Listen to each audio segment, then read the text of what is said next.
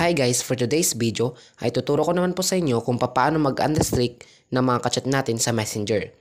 Minsan kasi ang alam lang natin is mag-restrict ng mga kachat or mga friends natin kasi minsan ayaw nating makita yung mga kachat natin or ayaw natin mabasa yung mga mini-message nila. Kaya ang ginagawa natin, nire-restrict natin sila.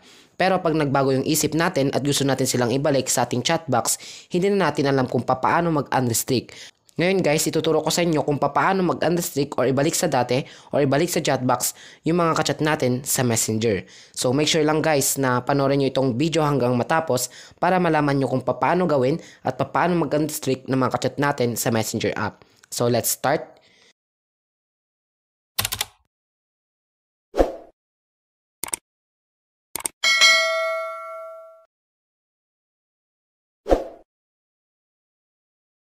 So ang unang step ay pumunta na nga tayo sa ating Messenger app. Pagka-open natin ay makikita natin yung mga kachat natin dito sa chat box.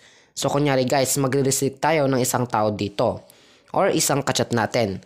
For example, ito, long press mo lang at i-click mo lang yung restrict. Automatic na siya guys na na-restrict na natin yung kachat natin dito sa Messenger. Ngayon guys, halimbawa nagbago yung isip nyo, gusto nyo siyang ibalik dito sa chat box pero hindi nyo alam.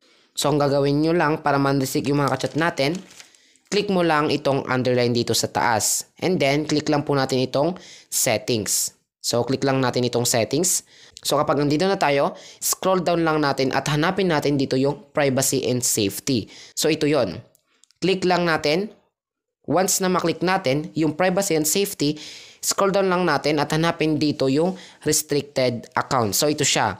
Ang gagawin lang natin, tap natin yan.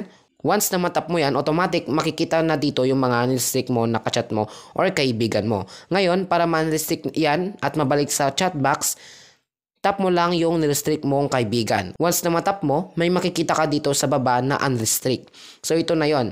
Click mo lang itong unrestrict, automatic guys, mawawala siya dito sa may restriction at mababalik siya doon sa ating chat box. So makikita nyo guys, ayan dito na siya. Ganun lang siya kadali guys, mag-unrestrict ng mga kachat natin or mga na-restrict natin dati sa Messenger. Sana ay nakatulong sa inyong video na ito at huwag niyong kalimutang mag-subscribe at i-hit ang bell button para lagi kayong updated sa mga latest upload namin. Thank you for watching!